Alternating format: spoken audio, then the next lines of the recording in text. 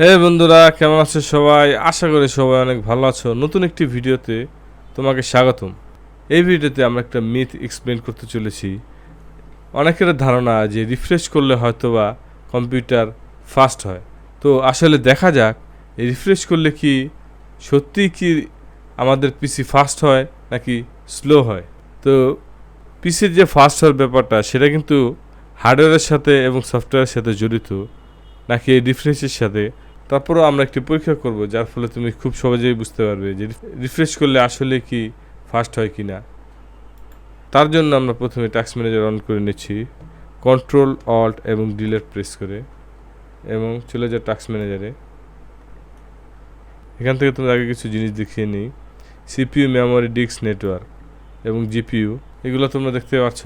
আমি একটু পরে রিফ্রেশ দিব, দেখতে পারবে তোমরা এটা কমে না বাড়ে। তাহলে তোমাদের ধারণা সম্পূর্ণ বদলে যাবে যে আসলে কোনটা করা ঠিক এবং কোনটা করা ব্যাঠিক।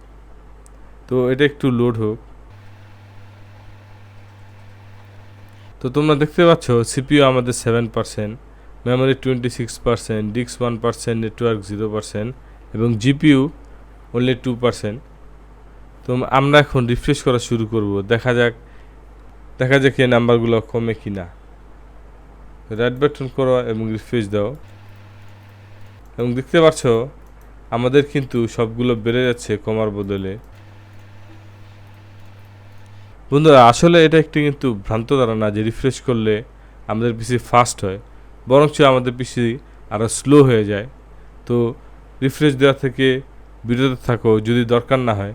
রিফ্রেশ আসলে দরকার আমাদের আইকনগুলো সেটিং করার জন্য।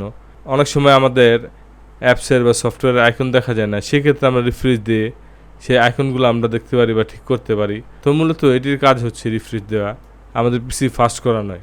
তো আশা করি তোমরা বুঝতে পেরেছো কোনটা করলে ভালো হবে এবং কোনটা করলে খারাপ। তো বন্ধুরা, যদি ভিডিওটি ভালো লাগে তাহলে চ্যানেলটি সাবস্ক্রাইব করে পাশে থাকো এবং নতুন নতুন ভিডিওর জন্য সঙ্গে থাকো।